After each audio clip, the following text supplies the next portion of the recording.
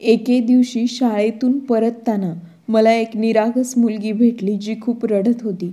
ती रस्त्याच्या कडेला बसली होती आणि मी ट्रॅफिकमध्ये अडकले होते. तेव्हा माझी नजर त्या रस्त्याच्या कडेला बसलेल्या मुलीवर पडली. ती मुलगी 15 वर्षांची होती. तिला घरी नेले. माझं नाव अर्चना आहे. आज मी तुम्हाला एक अशी गोष्ट सांगणार आहे जी ऐकल्यानंतर तुमचे हृदय हेलावेल. कारण कधीकधी जीवन आपल्याला त्या मार्गावर मदत करतं जिथे आपण कोणाकडून मदतीची अपेक्षा देखील करत नाही. मी 20 वर्षांची होते आणि माझ्या आयुष्यात मी खूप आनंदी होते कारण सर्व काही उत्तम प्रकारे चालू होतं. गोरगरिबांना मदत करायची मला खूप सवय होती. मला कळत नाही का इतरांचा त्रास बघून मला तो सहन होत नव्हता. इतरांचा त्रास बघून मला माझ्या दुःखाची जाणीव होत होती. लग्नाआधी मी एका शाळेत जॉब करायचे. माझी आई या जगात नव्हती. ती 12 वर्षांची असताना ती मला या जगात एकटीला सोडून गेली होती. माझे वडील होते. त्यांचा स्वतःचा व्यवसाय होता. आमच्या आयुष्यात कोणत्याही गोष्टीची कमतरता नव्हती. मी कोणत्याही मजबुरीमुळे काम करत नव्हते. फक्त माझ्या आवडीमुळे जॉब करत होते. माझ्यापेक्षा मला एक मोठा भाऊ होता. त्याचे अजून लग्न झाले नव्हते, पण माझे वडील त्याच्यासाठी मुलगी शोधत होते. माझ्या वडिलांचे माझ्यावर खूप प्रेम होते. मी माझ्या वडिलांना माझं लग्न करण्यास सक्त मनाई केली होती कारण मला अजून लग्न करायचं नव्हतं. मी नुकताच माझा अभ्यास पूर्ण केला होता आणि आता काही काळ जॉब करून मला माझं स्वप्न आणि माझी आवड पूर्ण करायची होती. माझ्या वडिलांनी माझ्या प्रत्येक गोष्टीला सुरुवातीपासूनच महत्त्व दिले होते. माझ्या भावासाठी वडिलांनी एक चांगली मुलगी शोधली होती. दादाचे लग्न झालं होतं. वहिनी घरी आल्यावर मला खूप आनंद झाला होता. मला वाटले होते की मला वहिनीमध्ये जोडीदार मिळेल, पण वहिनी तिच्याच दुनियेत मग्न होती आणि तिने कधीच मला समजून घेण्याचाही प्रयत्न केला नाही. पप्पा बहुतेक वेळा त्यांच्या व्यवसायात व्यस्त असायचे, तर भाऊ देखील पप्पासोबत काम करण्यात व्यस्त असायचा. मी पण माझ्या शाळेत जायचे. पण एके दिवशी शाळेतून परतताना मला एक निरागस मुलगी भेटली जी खूप रडत होती. ती रस्त्याच्या कडेला बसली होती आणि मी ट्रॅफिकमध्ये अडकले होते. जेव्हा माझी नजर रस्त्याच्या कडेला बसलेल्या त्या निरागस मुलीवर पडली, ती मुलगी 15 वर्षांची होती आणि दिसायला खूप सुंदर होती. मी माझ्या गाडीतून उतरले आणि त्या मुलीच्या जवळ गेले आणि तिला विचारलं, "काय झालं? तू रस्त्याच्या कडेला बसून का रडतेस?" तर ती म्हणाली, "मला भूक लागली आहे दीदी. मला खूप भूक लागली आहे. माझी खरी आई या जगात नाही. माझ्या वडिलांनी दुसरं लग्न केलं आहे आणि माझ्या सावत्र आईने माझं जगणं कठीण करून टाकलं आहे. माझ्या वडिलांसमोर माझी सावत्र आई माझ्याशी खूप चांगली वागते, पण त्यांच्या मागे ती मला तिचा शत्रू मानते. माझे वडील माझ्या प्रत्येक गोष्टीला महत्त्व देतात खरे, तर काही दिवसांपासून माझे वडील नोकरीसाठी शहरात गेले आहेत. माझी सावत्र आई मला घरातील सर्व काम करायला लावते, तर मला अभ्यासाची आणि डॉक्टर होण्याची खूप आवड आहे. त्यांना नाही वाटत मी शाळेत जावं. माझ्या वडिलांनी माझ्या चांगल्या शाळेत प्रवेशही घेतला आहे. माझी सावत्र आई मला सांगते की शिक्षण शिकण्याची काही गरज नाही. तू घरी राहून घरातील कामही करत जा. पण मी घरची सगळी कामं करते, पण मला माझं शिक्षण पण सोडायचं नाही. माझ्या वडिलांनी ज्या दिवसापासून हे शहर सोडलं तेव्हापासून तिने माझं जगणं कठीण केलं आहे. मी सकाळी लवकर उठून घरातील सर्व कामं करते आणि माझ्या सावत्र आईला झोपेत सोडून शाळेत येते. पण जेव्हा मी सुट्टी संपवून घरी जाते तेव्हा मला माझी सावत्र आई खूप मारते आणि म्हणते की मी तुला मनाई केली आहे तरी तू शाळेत जातेस का? तू शाळेत गेलीस तर मी तुला काही खायला देणार नाही. दीदी, मला उपाशी राहणं मान्य आहे, पण मला माझं शिक्षण शिकून सक्षम व्हायचं आहे. गेल्या 3 दिवसापासून माझ्या सावत्र आईने मला काहीही खायला दिलं नाही. मी अशीच भुकेने तहानलेली शाळेत जात आहे, पण आज भुकेने माझी अवस्था बिकट झाली आहे. मी शाळेतून पायी घरी जात होते, पण भुकेमुळे मला चालताही येत नव्हतं. म्हणूनच मी इथे रडत बसले. मी त्या मुलीला म्हणाले, "तू काळजी करू नकोस. माझ्याबरोबर ये, मी तुला खाऊ घालते." माझे बोलणे ऐकून तिच्या चेहऱ्यावर हसू उमटलं. मी तिला एका रेस्टॉरंटमध्ये घेऊन गेले आणि तिथे गेल्यावर मी तिला पोटभर जेवण दिलं. ती मुलगी मला वारंवार आशीर्वाद देत होती आणि म्हणत होती, "दीदी, देव तुमचं खूप चांगलं करेल. आज तू मला खूप मदत केली आहेस. देव तुझी नेहमीच मदत करेल." पण हे बोलता बोलता अचानक तिच्या डोळ्यात अश्रू आले. मी म्हणाले, "काय झालं? तू का रडत आहेस?" आता तुला पोटभर खायला मिळालं आहे ना, म्हणून नेहमी चेहऱ्यावर हसू ठेव आणि तुझ्या अभ्यासावर लक्ष दे. ती मुलगी म्हणाली, दीदी आज तू मला मदत केलीस, पण माझी सावत्र आई रोज माझ्यासोबत असंच करते. आता मी घरी गेले तर मला शाळेच्या ड्रेसमध्ये पाहून ती पुन्हा रागे भरेल. त्यानंतर ती मला काहीही खायला देणार नाही. माझे आयुष्य असेच चालू राहील. माझे वडील लवकर घरी यावे हीच मी देवाला प्रार्थना करते, कारण वडिलांची इच्छा आहे की मी शिक्षण पूर्ण करून कर्तृत्ववान व्हावं. पण त्यांच्या पाठीमागे माझी सावत्र आई मला त्यांच्या घरची मोलकरीण करते. मी म्हणाले, तू तुझ्या सावत्र आईची तक्रार तुझ्या वडिलांकडे का करत नाहीस? तू हे सगळं शांतपणे का सहन करतेस? ती म्हणू लागली, दीदी तू माझ्या सावत्र आईला ओळखत नाहीस. मी माझ्या वडिलांकडे तिच्याबद्दल तक्रार करण्याची अनेक वेळा प्रयत्न केला आहे. त्या बदल्यात तिने माझ्यासोबत खूप वाईट केलं आहे. मी सर्व काही सहन करू शकते, पण मी माझं स्वप्न कोणत्याही प्रकारे पूर्ण करणारच आहे. दीदी तुम्ही बघा, एक दिवस मी खूप मोठी डॉक्टर होईल. काहीही झालं तरी मी परिस्थितीशी लढून माझं स्वप्न नक्कीच पूर्ण करेल. त्यासाठी मला माझ्या सावत्र आईचे सर्व अत्याचार सहन करावे लागले तरी चालेल. त्या मुलीच्या डोळ्यात तिची स्वप्न पूर्ण करण्याची जी तळमळ मला दिसली, कदाचित हीच तळमळ आपल्या समाजातील प्रत्येक मुलीमध्ये आली तर आपल्याला आपले स्वप्न पूर्ण करण्यापासून कोणीही रोखू शकणार नाही. आम्ही दोघी हे बोलत असतानाच अचानक माझा मोबाईल वाजू लागला आणि मी पाहिलं की माझ्या घरून मला कॉल येत होता. मी त्या मुलीला म्हणाले की तुला इथे बसून आणखी काही खायचं असेल तर तू ते खा आणि मी बिल भरेल, पण आता मला जायचं आहे.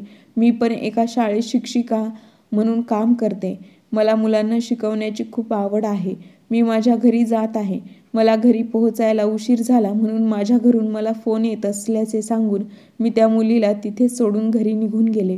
दुसऱ्या दिवशी पुन्हा तीच मुलगी मला रस्त्याच्या कडेला तोंड पाडून बसलेली दिसली आणि तिचा चेहरा पाहून मला समजले की आजही तिला जेवण भेटले नव्हते.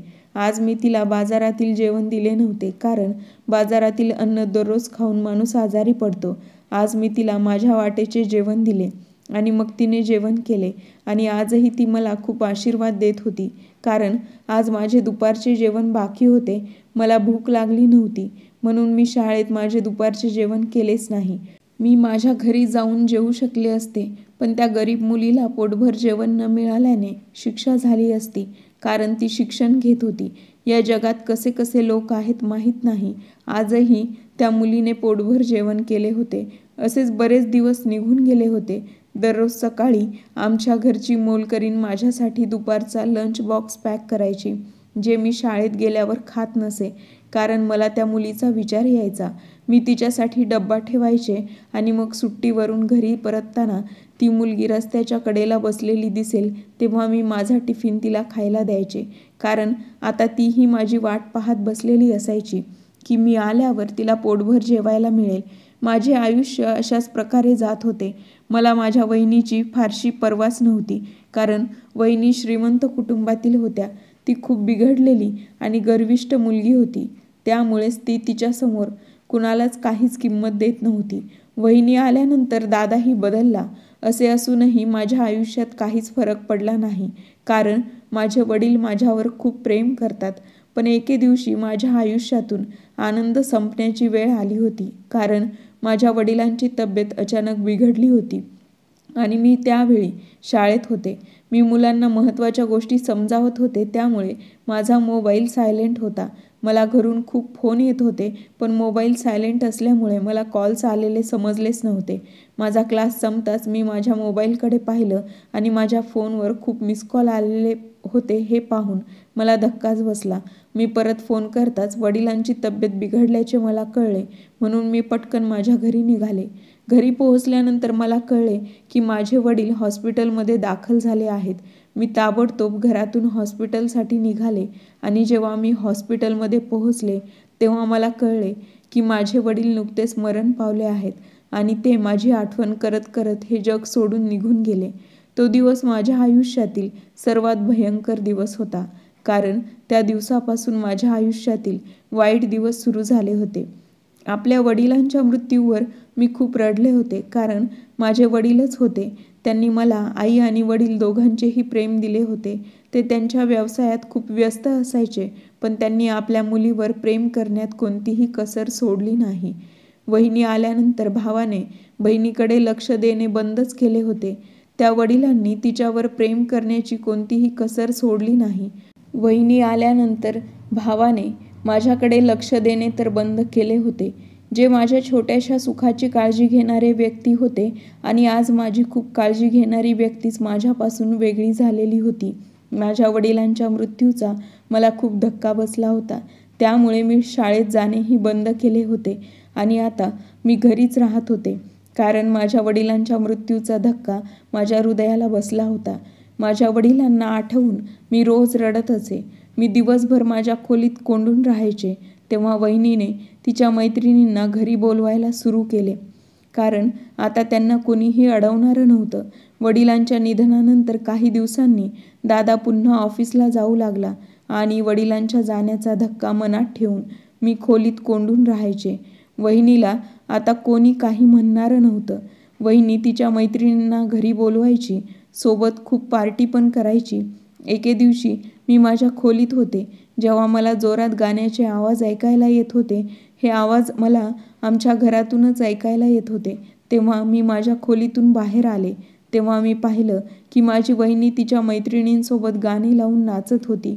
त्यामुळे मी म्युझिक सिस्टीम जवळ गेले आणि जोरात म्युझिक सिस्टीमवर हात मारला होता. त्यामुळे ते गाणे बंद झाले. मी वहिनीला म्हणाले, वहिनी, तुला लाज वाटत नाही का? माझ्या वडिलांचे निधन होऊन काहीच दिवस झाले आहेत आणि तू इथे तुझ्या मैत्रिणींना बोलावून नाचत आहेस. माझ्या वहिनीने मला विचारले, का मी तुझ्यासारखं तुझ्या वडिलांच्या मृत्यूचे दुःख मानायला लावून रडत राहू का?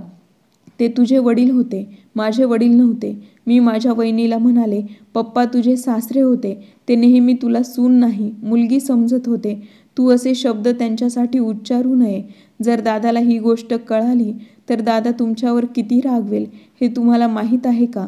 वहिनी म्हणू लागल्या, त्यांना ही गोष्ट कोण सांगणार? तू का? मी तुला काळजी करण्याची काही गरज नाही. तुझ्या अगोदर ही गोष्ट मी स्वतः त्यांना सांगेन.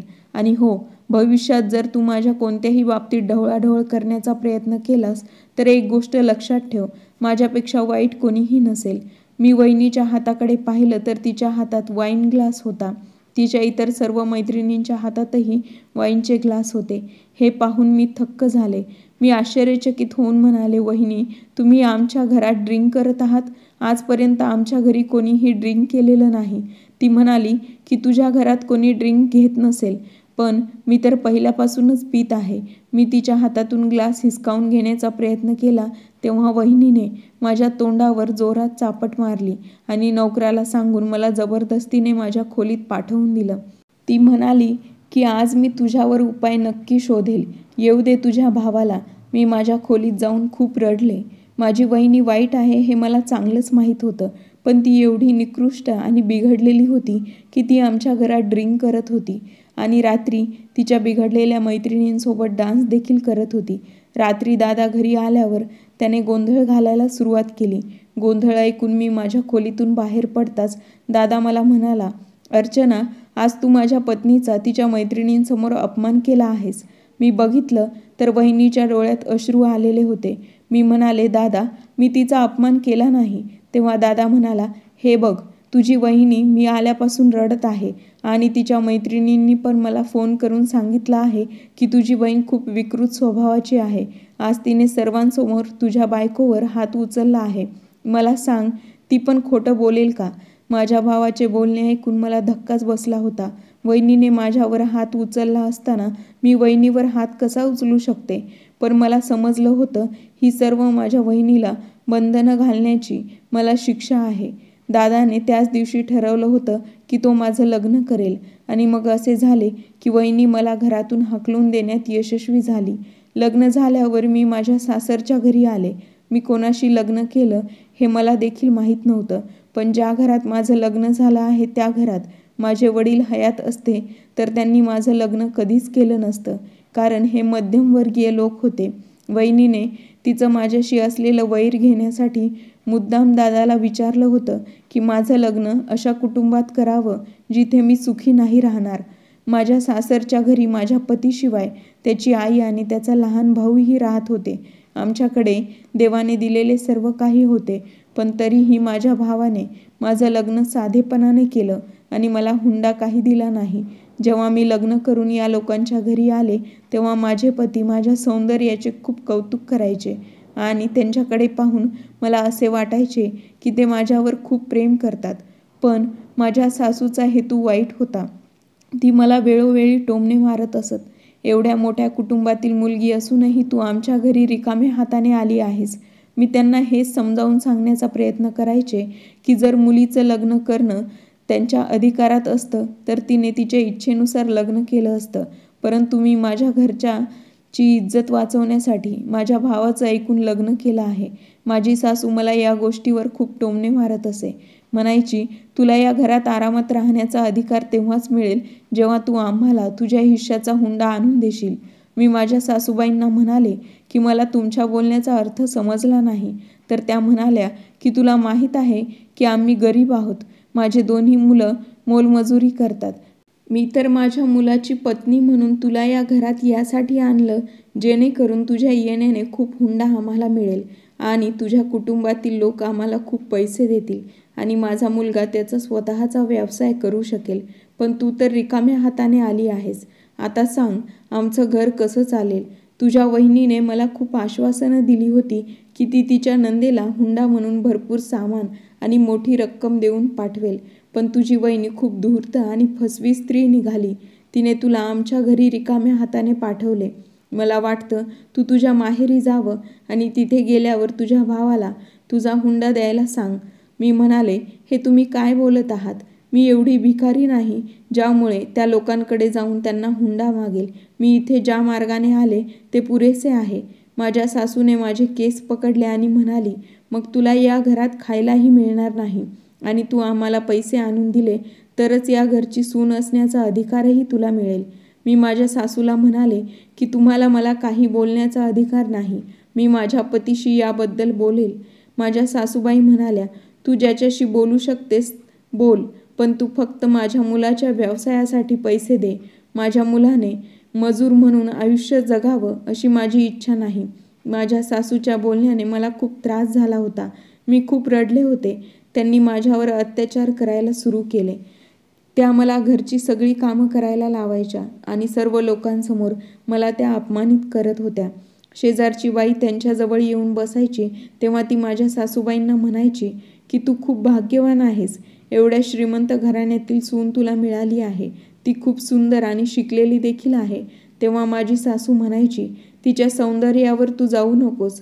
ती श्रीमंत कुटुंबातील असूनही तिच्या भावाने तिला एकही पैसा दिला नाही. मी माझा सशक्त मुलगा तिच्याकडे फुकट सोपवला आहे. त्या बदल्यात तो अजूनही कारखान्यात मजूर म्हणून काम करतो. तिने ठरवलं तर तिच्या भावाकडून काही पैसे आणून आम्हाला ती देऊ शकते. त्यामुळे माझा मुलगा स्वतःचा व्यवसाय सुरू करू शकेल. पण हिला तर काही पर्वाच नाही. तिचा पती नाराज आहे. माझ्या वहिनींनी माझ्याशी असे का केले? मला याचे वाईट वाटायचे. मला आठवते की जेव्हा दादाला राग येत होता तेव्हा दादाने वहिनींना सांगितलं होतं की तिच्यासाठी एक चांगला मुलगा शोध. मला लवकरात लवकर तिचं लग्न करायचं आहे. मला वाटत नाही वडिलांच्या मृत्यूनंतर तिने आपल्या वैवाहिक जीवनात विष कालवावं असं मला वाटत नाही. पण प्रत्यक्षात त्यांनी माझे संपूर्ण आयुष्यच खराब केले. जेव्हा मी माझ्या पतीला त्यांच्या आईबद्दल सांगायचे तेव्हा माझे पती म्हणायचे की माझी आई काही चुकीचं बोलतच नाहीये. जर तू माझ्या व्यवसायासाठी तुझ्या भावाकडून काही पैसे घेतलेस तर त्यात काही चूक नाही. तो तुझा हक्क आहे. तू त्या लोकांकडून पैसे मागत आहेस कारण त्यांनी तुला हुंडाही दिला नाही. माझ्या पतीला मी म्हणाले, तुम्ही काय बोलत आहात? मी त्यांच्याकडे पैसे मागायला जावं हे चांगलं दिसणार नाही. तो म्हणू लागला की ही तुम्हा मुलींची अडचण आहे. तू माझ्या आईला पाहिले नाही. तिने माझ्या वडिलांसाठी किती त्याग केला आणि माझ्या व्यवसायासाठी तू तुझ्या भावाकडे पैसे पण मागू शकत नाहीस. या गोष्टीचा माझ्या पतीला राग येऊ लागला. अशीच बरीच वर्ष निघून गेली होती आणि मग माझ्या सासूबाईंनी तिच्या धाकट्या मुलाचे लग्न ठरवले होते आणि माझ्या सासूबाईंनी त्या मुलाच्या कुटुंबियांना सांगितले होते की त्यांची मोठी सून देखील खूप श्रीमंत कुटुंबातील आहे. त्यांनी त्या लोकांना जास्तीचं वाढवून सांगितलं होतं. माझ्या दिरालाही ती मुलगी खूप आवडली होती. घरात खूप हुंडा आणण्याची माझ्या सासूची इच्छा होती. माझी सासू रात्रंदिवस मला टोमणे मारायची, परंतु माझे पती माझ्याशी काही बोलायचे नाही आणि ते माझ्यापासून लांब राहत असे. या घरात माझी स्थिती एका मोलकरणीसारखी झाली होती. मी नेहमी माझ्या नशिबावर रडत असे. नंतर एके दिवशी मी वैतागून माझ्या भावाकडे माझ्या नवऱ्याच्या व्यवसायासाठी पैसे मागायला गेले. मी तिथे गेल्यावर वहिनीचे वागणे माझ्याशी अजिबात चांगले नव्हते, पण नंतर मी वहिनीकडे दुर्लक्ष केलं आणि दादाशी बोलण्याचा प्रयत्न केला. मी माझ्या दादाला सर्व प्रकार सांगितला. तेव्हा माझा दादा म्हणाला, माफ कर अर्चना, मी तुला पैसे देऊ शकत नाही, कारण तुझी सासू खूप वाईट बाई आहे. जर मी तुला आज पैसे दिले तर तुझ्या सासूला प्रोत्साहन मिळेल. ती प्रत्येक वेळी पैसे घेण्यासाठी तुला इकडे पाठवेल. तू त्यांना त्यांच्या मुलाला कष्ट करायला सांग, म्हणजे मेहनतीने तो आपला व्यवसाय स्थापित करू शकेल. आवश्यक नाही की आम्ही त्याला पैसे दिले तरच तो आपला व्यवसाय सुरू करू शकेल. मी माझ्या भावाला म्हणाले, तुम्ही लोकांनी माझे लग्न करताना याचा विचार करायला हवा होता. तुम्ही माझं लग्न अशा घरात केलं आहे ज्या कुटुंबात सर्व लोक लोभी आहेत. मी म्हणाले, नाही दादा, तुम्ही आणि वहिनीने माझ्याकडून कोणत्या जन्माचा बदला घेतला आहे कोणास ठाऊक. बाबा आता हयात असते तर त्यांनी हे कधीही होऊ दिले नसते. मी रागाने तिथून उठले, कारण मला माझ्या भावाकडून आता काहीच अपेक्षा उरल्या नाही आणि मी ठरवलं होतं की आता काहीही झालं तरी मी त्या लोकांकडे कधीही मदत मागायला येणार नाही. मी अपमानित होऊन घरी आल्यावर माझ्या सासूबाईंनी मला विचारलं, काय झालं, पैसे का आणले नाहीत? माझा लटकलेला चेहरा आणि रिकामे हात पाहून ती मला म्हणाली, तू लक्षात ठेव, तुला या घरातून बाहेर काढायला मला जास्त वेळ लागणार नाही. मी गप्प राहिले, कारण मला जास्त काही करता येत नव्हतं. सर्वांचे वागणे माझ्याशी खूप वाईट होते. घरात माझ्या दिराच्या लग्नाची तयारी सुरू झाली होती, त्यामुळे घरातील काम खूप वाढले होते आणि माझ्या सासूबाईंनी माझ्यावर सर्व कामाचा भार टाकला होता. नंतर माझ्या दिराचं लग्न झालं आणि माझ्या जावेने तिच्या आईवडिलांच्या घरून खूप हुंडा आणला होता. आता माझा या घरात जास्त अपमान होत होता आणि नंतर पाहता पाहता माझ्या लग्नाला 10 वर्ष उलटून गेली. माझ्या आयुष्यातील समस्या तशाच राहिल्या, कारण माझ्या सासूने माझ्या जावेला जास्त महत्त्व द्यायला सुरुवात केली होती. माझा दीर पण सतत त्याच्या पत्नीच्या पल्लूला जखडून बसत होता. जेवढे माझ्या पतीने माझ्यावर प्रेम केले नाही तेवढे प्रेम माझा दीर माझ्या जावेवर करत होता. आज मला कळलं होतं की पैशाचे महत्त्व किती आहे आणि ज्यांच्याकडे पैसे आहेत तो या जगात सुखी आहे. माझ्या सासूबाई आणि जाऊ दिवसभर घरी आराम करत एकमेकींशी मस्करी करायच्या आणि मी मोलकरणीप्रमाणे एवढ्या गरमीत कितीतरी वेळा घराच्या स्वच्छता करत होते, तर कधी झाडू भांडे स्वच्छ करून घ्यायचे. या लोकांनाही अंथरुणावरच जेवण पाहिजे असायचं. माझ्या पतीला पाहून माझ्या प्रेमाची तळमळ मला वाटायची, कारण जेव्हा ते घरी असायचे तेव्हा ते माझ्याकडे दुर्लक्ष करायचे. हे सर्व लोक म्हणायचे की मी माझ्या दादाकडून माझ्या पतीच्या व्यवसायासाठी पैसे आणले तर हे लोक मला घरात महत्त्व देऊ लागतील. पण आता इतक्या वर्षानंतर या लोकांनाही कळले की त्यांना पैसे देणारं कोणी नाही. पैसे मागितल्यावर हे लोक गप्प बसले होते, पण त्यांनी आपले वागणे बदलले नव्हते. मला माझ्या दादापुढे नतमस्तक व्हायचे नव्हते. जेव्हापासून माझी जाऊ या घरात आली होती तेव्हापासून माझ्या जावेने जे काही सांगितले तेच या घरात झालं. माझी जाऊ मला खूप विचित्र गोष्टी सांगायची. मी नात्यात तिच्यापेक्षा मोठी आहे, पण तिने जास्त हुंडा आणल्यामुळे ती या घरची मालकीण झाली होती. सासूला पण ती रागात बोलायची, पण माझ्या सासूबाईंना काही हरकत नव्हती. परंतु माझ्या सासूबाई माझ्या बाबतीत छोट्या छोट्या गोष्टीवरून मला खूप काही ऐकवत होत्या. एके दिवशी माझ्या जावेने तिच्या आईवडिलांना घरी जेवायला बोलावलं होतं आणि माझ्या सासू आणि जावेने मला पाहुण्यांसाठी छान जेवण बनवायला सांगितलं होतं. रात्री मी त्यांच्यासाठी जेवणही बनवलं होतं. रात्री जेव्हा सर्वजण जेवण करत होते तेव्हा माझ्या जावेच्या आईने माझ्याकडे बघितलं आणि मला म्हणाली, बेटा, तुझ्या जावेलाही सांग, तिने पण आपल्यासोबत बसून जेवावं. माझ्या जावेने तिच्या आईला तोंडावरच सांगितलं की ती माझी जाऊ नाही, तर ती या घरची मोलकरीण आहे. हे ऐकून तिच्या आईला अचानक धक्का बसला. तेव्हा तिने स्पष्टीकरण दिले आणि म्हणाली, आई, ती इथे रिकाम्या हाताने आली आहे, हे तुला माहीत नाही का? म्हणूनच या घरात तिची स्थिती सुनेसारखी नसून मोलकरणीसारखी आहे.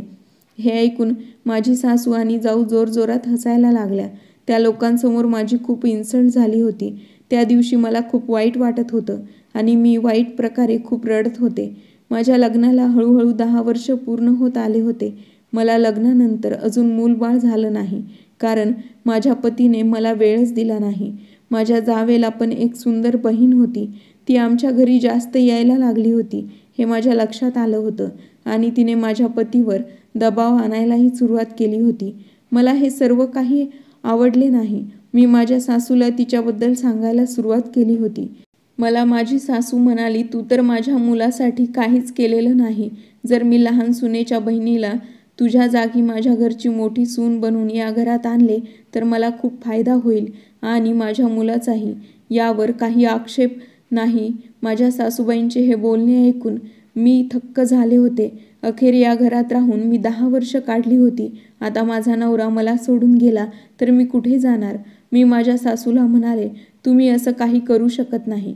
मी या विषयावर माझ्या सासूशी वाद घालत होते तेव्हा अचानक माझी जाऊ आमच्यामध्ये आली आणि तिने विचारलं, काय झालं? तुम्ही का वाद घालतात?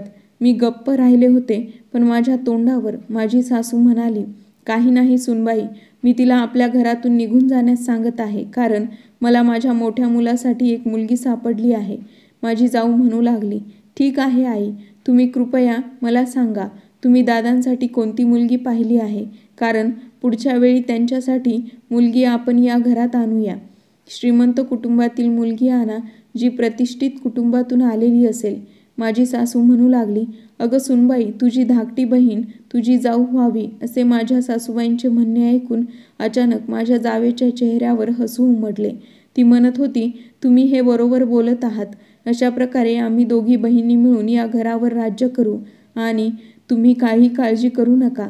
मी माझ्या वडिलांना त्यांच्या नात्याबद्दल सांगेल आणि ज्याप्रमाणे माझ्या वडिलांनी माझ्या पतीला व्यवसायात मदत केली आहे त्याचप्रमाणे माझ्या भाऊजींनाही ते व्यवसायात नक्कीच मदत करतील.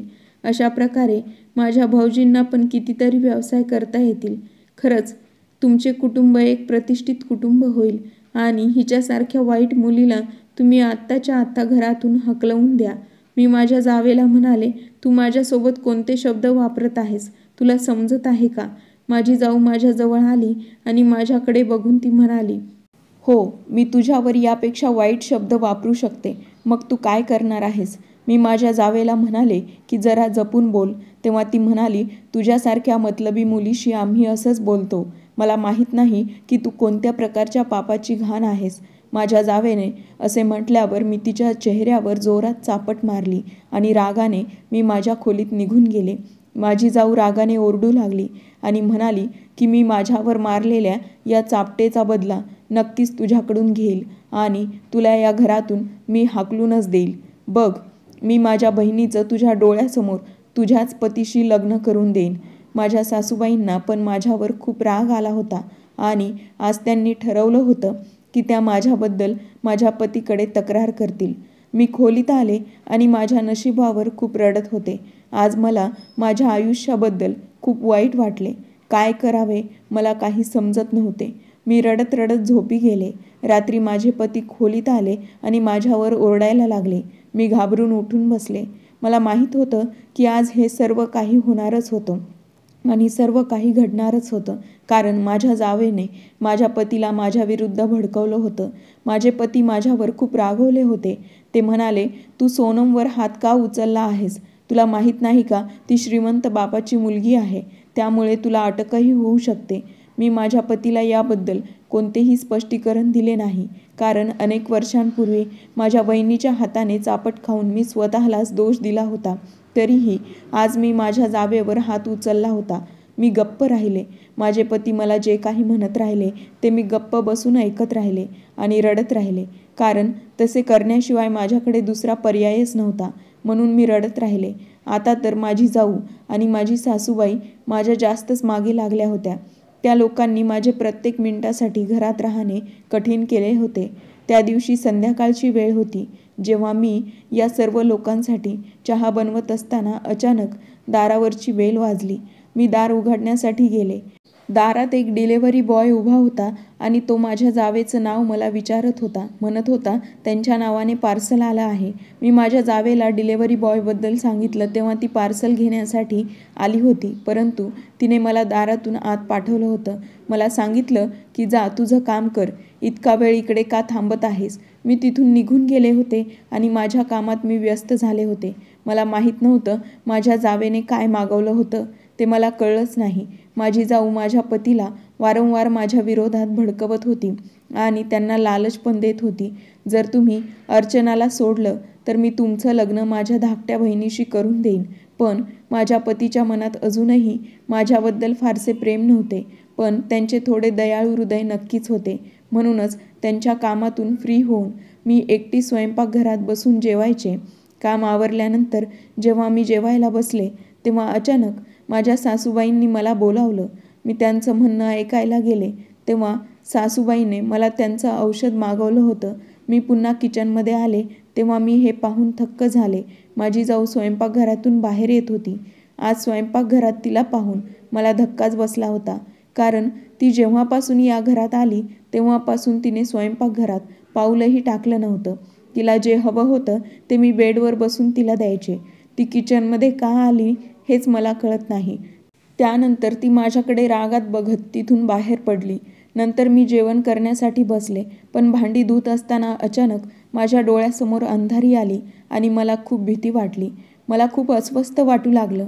हे सगळं माझ्यासोबत काय होतंय ते मला समजत नव्हतं.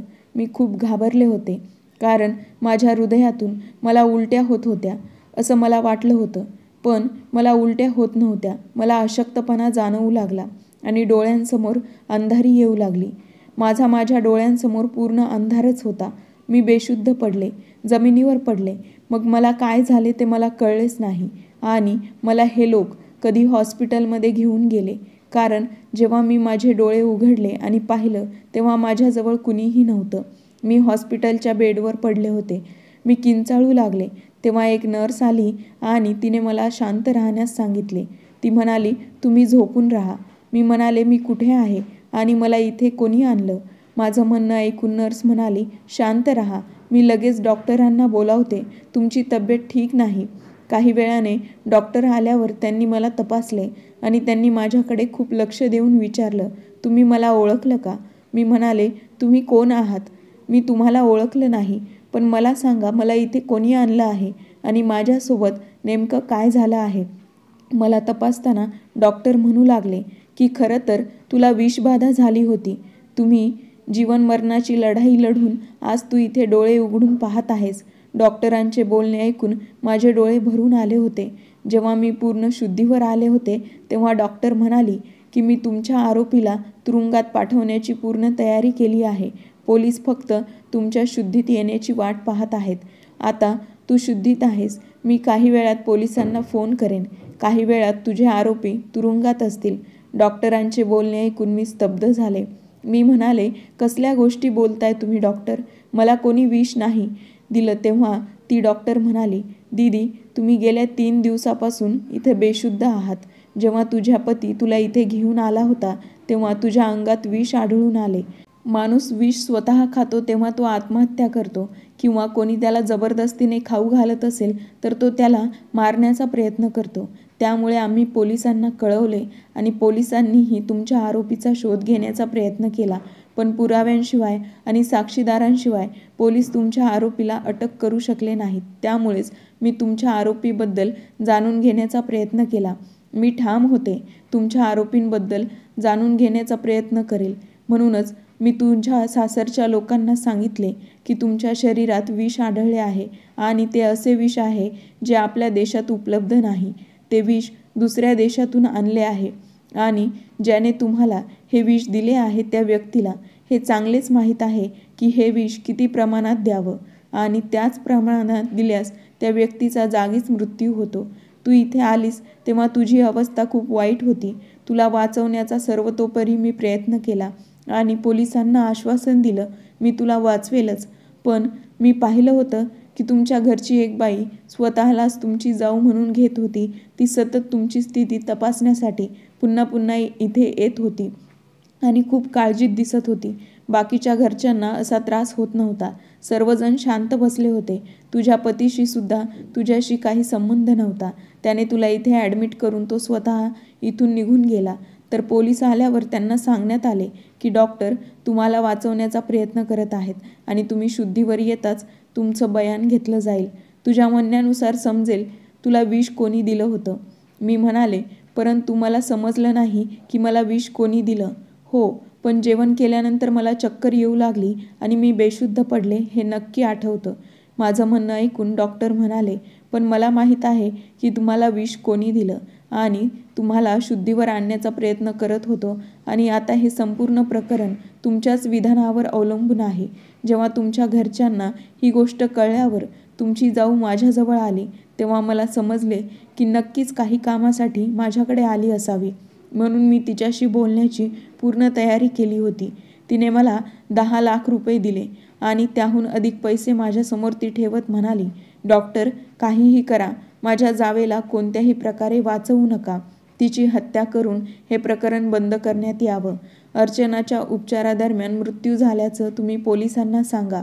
अशा प्रकारे हे प्रकरण संपेल आणि आमच्या दोघीत काय चालले आहे हे कुणालाही तुम्ही सांगू नका. हे पैसे ठेवा आणि तुमचं तोंड बंद करा.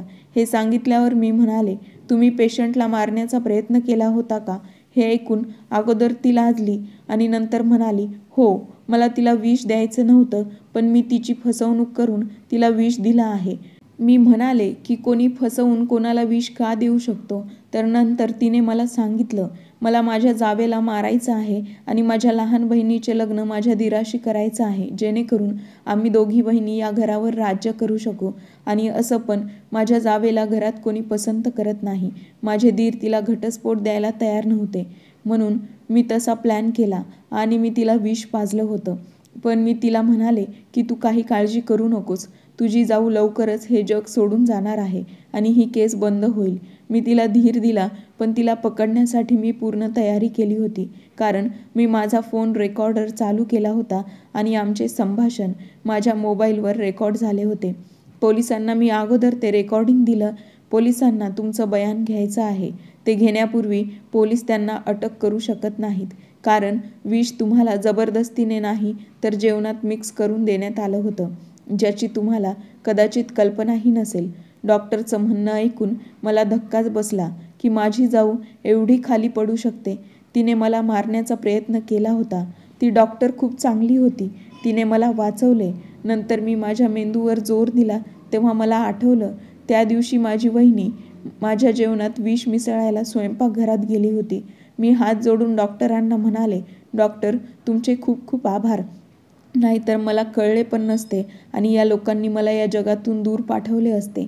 या जगात किती विकृत लोक राहतात जे स्वतःच्या फायद्यासाठी इतरांचे जीवन धोक्यात टाकतात. मी पुन्हा पुन्हा डॉक्टरांचे आभार मानत होते. डॉक्टर म्हणत होती, तुम्ही सतत माझे आभार व्यक्त करू नका. त्या म्हणाल्या, तू मला ओळखलं नाहीस का? मी तर तू केलेल्या उपकारांची परतफेड करायला आले आहे. तिचे म्हणणे ऐकून मी अचानक चकित झाले. मी म्हणाले, तुम्ही काय बोलत आहात डॉक्टर? तेव्हा ती म्हणाली, तुम्ही मला नाही ओळखलं, पण मी तुम्हाला पहिल्यांदा पाहिलं तेव्हाच ओळखलं होतं. जेव्हा तुमच्या पतीने तुम्हाला इथे आणलं तेव्हाच मी तुम्हाला ओळखलं. तुम्हाला आठवतंय का? तुम्ही 10 वर्षांपूर्वी रस्त्यात एका मुलीला जेवायला दिलं होतं. ती मुलगी जी तिच्या सावत्र आईला कंटाळली होती. ती रस्त्यात भुकेने बसून खूप रडायची.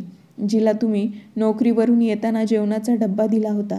ती मुलगी दुसरी कोणी नसून मीच आहे. आणि मी तुम्हाला सांगितलं होतं की एक दिवस मी नक्कीच डॉक्टर बनेल. आणि बघा, आज 10 वर्षांनी मी एक यशस्वी डॉक्टर बनले आहे. तुम्ही मला खायला घालायच्या, मग एके दिवशी अचानक तुम्ही गायबच झाल्या. मी खूप दिवसांपासून भुकेने त्रस्त होते. पण मग मी ठरवलं होतं की मी माझं घर सोडून निघून जाईन. कारण माझे वडील दुसऱ्या शहरात गेले होते. तेव्हा तिकडेच त्यांचे निधन झाले होते आणि मला हे माहीत होतं, माझ्या वडिलांव्यतिरिक्त माझं या जगात कोणीच नव्हतं. माझी सावत्र आई माझे वडील असतानाच मला समजून घेत नव्हती. ते नसताना ती माझी काय अवस्था करेल? म्हणूनच मी माझ्या घरातून पळून आले आणि माझी भेट एका अशा व्यक्तीसोबत झाली ज्याने माझं संपूर्ण आयुष्यच बदललं. जेव्हा मी रडत रडत घरातून निघाले तेव्हा माझा एका कारसमोर अपघात झाला आणि मी वाईटरित्या जखमी झाले होते. ती अशा जोडप्याची गाडी होती ज्यांना मूलबाळ नव्हते. त्यांनी माझ्यावर खूप वेळ उपचार केले. खूप दिवस मी हॉस्पिटलमध्येच राहिले. जेव्हा मी शुद्धीमध्ये आले तेव्हा त्यांनी मला सांगितलं त्यांच्यामुळे माझा अपघात झाला होता. त्यांनी माझी माफी मागितली आणि मला विचारलं की तू कुठून आहेस? आम्ही तुला तुझ्या घरी सोडतो. मी त्यांना माझी संपूर्ण गोष्ट सांगितली तेव्हा त्यांच्या डोळ्यात अश्रू आले आणि ते म्हणाले, आता आम्ही तुला तुझ्या सावत्र आईकडे सोपवणार नाही, त्यापेक्षा आम्ही तुला वाढवू. त्यांनी मला शिक्षण देऊन माझे स्वप्न पूर्ण केले आणि आज मी तुमच्यासमोर डॉक्टर बनून हजर आहे. तुम्हाला पाहून मी ठरवलं होतं की मी तुमच्या आरोपीला शिक्षा देणारच. आता मी पोलिसांना कॉल करत आहे. तुम्ही पोलिसांना सर्व काही सांगा, कारण तुमचे सासरचे लोक चांगले नाहीत आणि तुझ्या जावेनेच तुला मारण्याचा प्रयत्नही केला आहे. तिचं बोलणं ऐकून आज मला जाणवलं की माणूस जर कोणाचं चांगलं करतो तर त्याला ते नक्कीच परत मिळतं. आणि आज मला या मुलीची मदत मिळाली, जी तिच्या मेहनतीने आणि जिद्दीने डॉक्टर बनून माझ्यासमोर उभी होती. तिने माझ्यावर उपचार करून माझे प्राण वाचवले होते. याशिवाय तिने माझ्या आरोपींना शिक्षा व्हावी म्हणून अतोनात प्रयत्नही केले होते. मी तिला सांगितलं होतं, तू पोलिसांना बोलाव, मी त्यांना जबाब द्यायला तयार आहे. डॉक्टरांनी पोलिसांना बोलावलं होतं. पोलिसांजवळ पुरावे अगोदरच होते. माझ्या जबानीनंतर हे सिद्ध झालं होतं की मला माझ्या जावेने विष देऊन मारण्याचा प्रयत्न केला होता. अशा प्रकारे माझ्या जावेला पोलिसांनी अटक केली होती. परंतु मी माझ्या सासरच्या मंडळींना माफ केलं नव्हतं. त्या लोकांनी 10 वर्ष माझ्या आयुष्याला नरक बनवलं होतं. माझ्यावर झालेल्या प्रत्येक अत्याचाराबद्दल मी पोलिसांना सांगितलं. पोलिसांनी बाकीच्या लोकांनाही हुंड्याच्या छळाच्या आरोपाखाली अटक केली होती.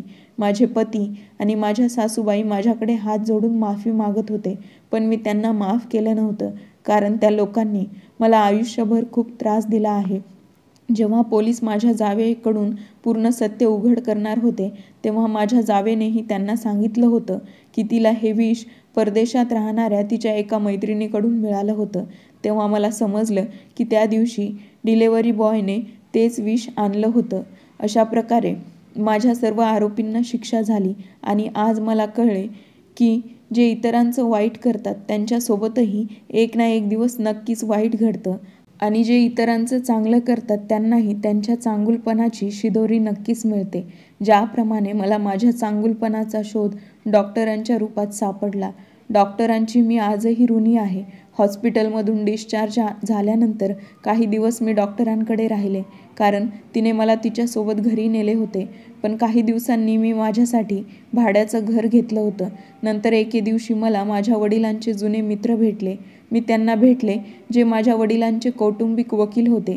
त्यांनी मला पाहताच ओळखले आणि म्हणाले, अर्चना बेटा, मी तुला खूप वर्षांनी शोधत आहे. तू मला आज भेटली आहेस. त्यांनी मला अशी बातमी सांगितली जी ऐकून मला धक्का बसला. ते मला त्यांच्या कार्यालयात घेऊन गेले आणि तिथे गेल्यावर त्यांनी मला माझ्या वडिलांनी मृत्यूपूर्वी माझ्या नावावर केलेल्या मालमत्तेची कागदपत्र दिली. त्या कागदपत्रांनुसार वडिलांनी त्यांच्या मृत्यूपूर्वी त्यांची अर्धी प्रॉपर्टी दादाच्या नावावर, अर्धी प्रॉपर्टी माझ्या नावावर केली होती. दादांना ही गोष्ट माहीत होती, त्यामुळेच त्यांनी वहिनीसोबत मिळून घाईघाईत माझं लग्न करून दिलं. मी अशा कुटुंबात लग्न केलं ज्या कुटुंबात मला कोणाचंही सत्य माहीत नव्हतं आणि मी माझ्याच विश्वात व्यस्त राहावं.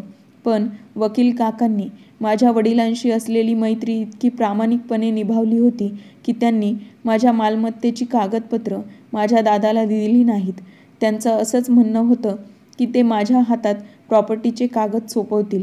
आज मी वकील काकांना भेटले तेव्हा त्यांनी माझा विश्वास परत केला आणि माझ्या वडिलांनी दिलेली ही मालमत्ता माझ्या एकटेपणात खूप उपयोगी पडली.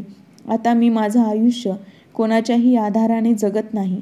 मी तर माझ्या वडिलांनी दिलेल्या संपत्तीतून नवीन शाळा बांधली आहे आणि आता मी माझे जीवन माझ्या मर्जीप्रमाणे जगत आहे. आता मी कोणावरही अवलंबून नाही ना मला पुन्हा लग्न करायचं आहे, कारण मला आता कळलं आहे चांगले सासरचे लोकही नशीबवान लोकांनाच मिळतात. आता मी चांगलं कमवत आहे आणि माझे आयुष्य माझ्या मनाप्रमाणे मी जगत आहे. कथा आवडली असेल तर लाईक आणि शेअर करा आणि चॅनलला सबस्क्राईब करा. भेटूया नवीन एका व्हिडिओमध्ये नवीन एका कथेसह.